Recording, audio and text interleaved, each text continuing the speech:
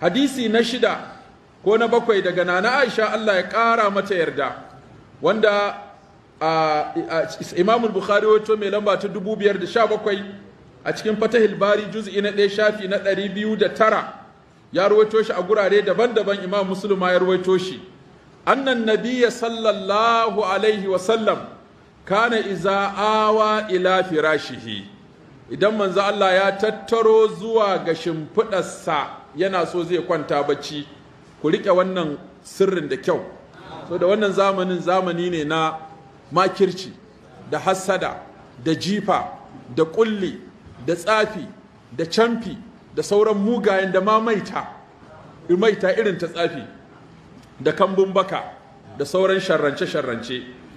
Ila firashi kulla lailatin, baya fasa wannan duk dare.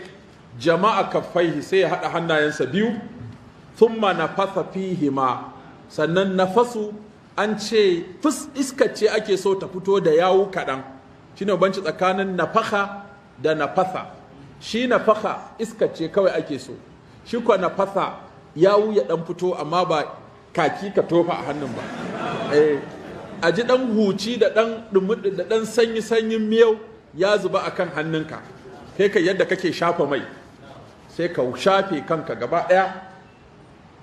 Ƙara'a fihi ma sai ya karanta ƙul huwallahu ahadun wa ƙul a'udhu bi rabbil falaki wa ƙul a'udhu bi rabbin nasi summa yamsahu bihima mastata'a min jasadihi. Sannan annabi ya shafe duk inda hannunsa zai kai a jikinsa. Yabda'u bihima ala ra'asihi wa wajhihi. Farko dama mun ce a fara da kai ko? Wa ma aqbala min jasadihi, sannan nan gaba ka shafe gabanka. Ya fa'alu zalika 3 marratin. A wata ruwayan ta Bukhari tace idan manzon Allah sallallahu alaihi wasallama yana rashin lafiya, to ni sai in karanta qul huwallahu da falaki da nasin, amma sai in tofa a hannunsa, tace saboda hannunsa mai albarka, sai in kama hannun nasa ina goggoga masa a jikinsa.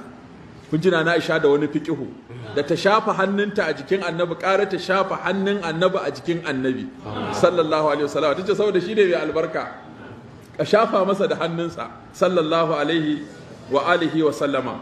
So da haka kun ga wannan ya nuna mana cewa kenan wajibi ne ko kuma ya kamata ko ya dace domin neman tsari da neman kariya